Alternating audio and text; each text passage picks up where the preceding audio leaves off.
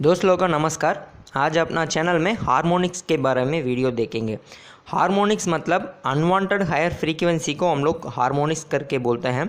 Unwanted frequency means जो हम लोग इंडिया में 50 हर्ट्ज़ जनरली यूज़ करते हैं, उस 50 हर्ट्ज़ से जो भी ज़्यादा फ्रीक्वेंसी आएगा उसको अनवांटेड हायर फ्रीक्वेंसी करके बोलते हैं।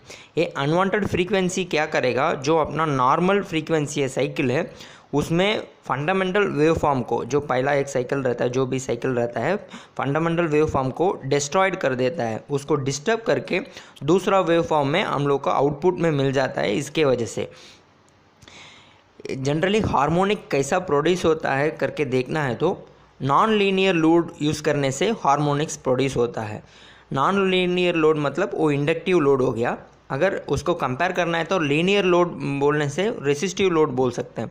रेसिस्टिव लोड को हम लोग लीनियर लोड करके बोल सकते हैं। उसमें करंट और वोल्टेज का जो साइन वेव है बोथ आर सेम ही रहता है, उसमें चेंजेस नहीं रहता है।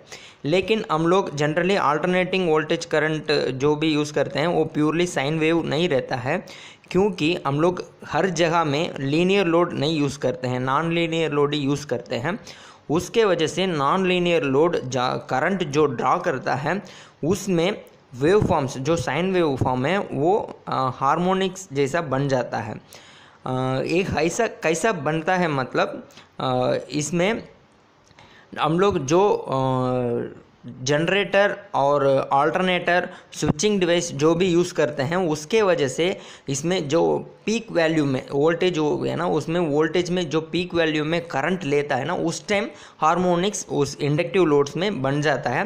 वो क्या होगा, जो बनने के बाद जो उसका वोल्टेज सोर्स है, जो भी वोल्टेज अल्टरनेटर जनरेटर होगा, उस वोल्टेज सोर्स इम्पीडेंस के वजह से वो वोल्टेज का साइन वेव भी प्योरली साइन वेव नहीं रहता है, उसमें भी हार्मोनिक्स प्रोड्यूस हो जाता है। ये करंट के वजह से, जो इंडक्टिव लोड में करंट फ्लो होगा उसके वजह से वोल्टेज का भी चेंज हो जाता है फाइनली आउटपुट में। ये दोनों मिल के हम लोग का फाइनल आउटपुट जो मिलता है वेव फॉर्म, उसको कॉम्प्लेक्स वेव फॉर्म करके बोलते हैं। वो फाइनली प्योरली साइन वेव नहीं रहता है, इसलिए कॉम्प्लेक्स वेव फॉर्म करके बोलते हैं। ये देखिए पिक्चर को, पहला जो ऊपर वाला है वो नॉर्मली फ्रीक्वेंसी है, उसको 50 हर्ट्ज़ बोल सकते हैं। नीचे जो सेकंड हार्मोनिक है वो 100 हर्ट्ज़ वाला है।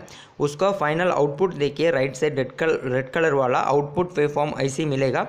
जैसी थर्ड, फोर्थ, फिफ्थ, सेवन्थ ऐसी हम लोग का final output wave form purely sine wave नहीं रहता है, कॉम्प्लेक्स वेव फॉर्म बन जाता है उसमें।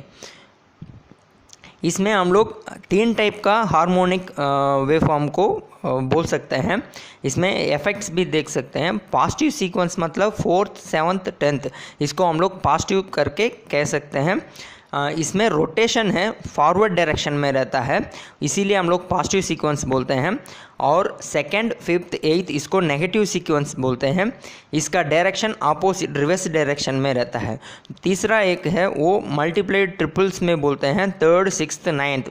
इसमें इस हार्मोनिक के वजह से जीरो सीक्वेंस है, इस हार्मोनिक के वजह से और फेस और न्यूट्रल में ज़्यादा वोल्टेज करंट फ्लो हो सकता है, सर्कुलेटिंग हो सकता है, उसके वजह से न्यूट्रल हीट हो सकता है। न्यूट्रल का जो करंट केबल हो गया वो हीट हो सकता है।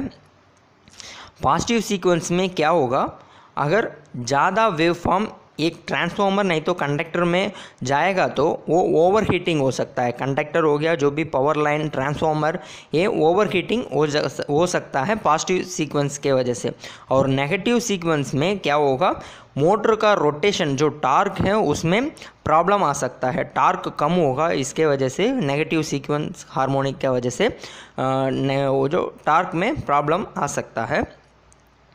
इसमें पिक्चर में देखिए, पहला फंडामेंटल 50 है, सेकंड 100, 150, 200, 250 वैसे जाएगा सेकंड थर्ड करके। नीचे देखिए positive, negative, zero sequence, positive sequence, negative sequence, zero sequence, वैसी सेकंड एंड थर्ड हार्मोनिक के कंपेयर करने से वैसे हम लोग को मिलेगा।